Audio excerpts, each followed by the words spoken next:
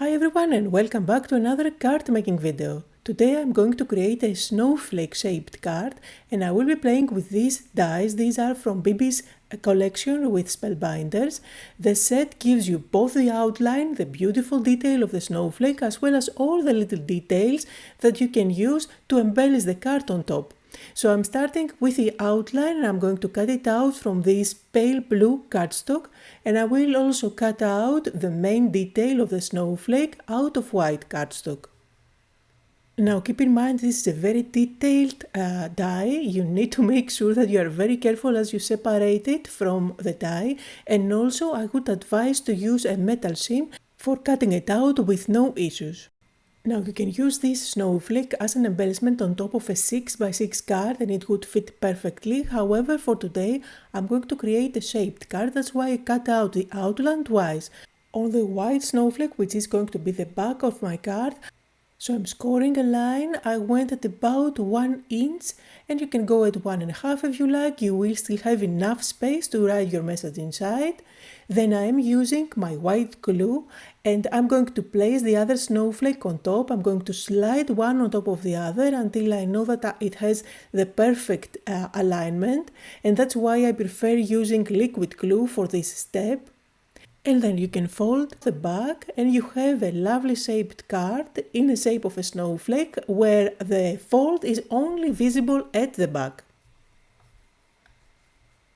Now all we need to do is to decorate it. For that I'm going to place the detailed snowflake on top, and just by adding a few dots here and there, you are going to be able to stick that down. Now I am using my matte glue, which makes sure that even if it oozes out of the design, it's not going to show when it dries.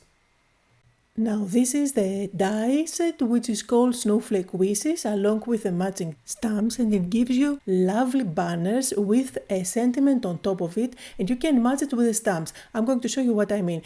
It gives you sayings such as believe, wishing and sending, and then you get the banner separately so that you can layer it. So here I did all the die cutting and I prepared all the elements that I need. That's the banner that I cut out of golden cardstock, and I placed the banner on top where I stamped my sentiment. And I have here my poinsettia. I just cut it out from red cardstock and placed the center out of golden cardstock, and now it's just a matter of putting everything together. For my sentiment I'm adding a thin strip of foam tape at the back so that I can pop it on top of my card.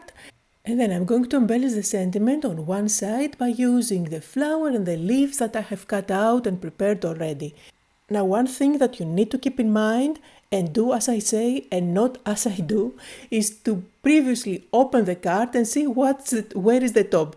So I didn't do that, and it's not perfectly aligned, but no worries. I will pretend that it was intentional and I'm not going to bother too much about that. So all I'm doing here is just playing with all the cutouts, trying to decide on the perfect placement, and then I'm going to stick it down. And for this card design I didn't want to overdo it, so I'm going to use only one flower and a few leaves, but you can definitely create a bigger cluster of flowers if you like. The dies are already in the set, so you can definitely use them. And now for something completely optional, just because I love the mixed media look, I'm going to add some white splatters on where the flower cluster is. And by the way, I get asked a lot about how I do my splatters. Lately I'm using the Liquitex calligraphy ink, really handy.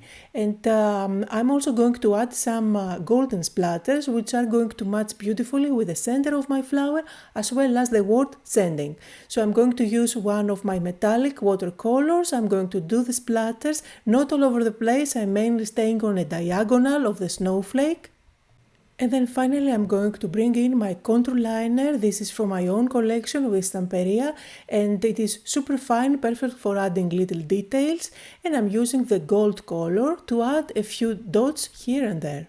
So compared to the golden splatters, these are going to be dimensional.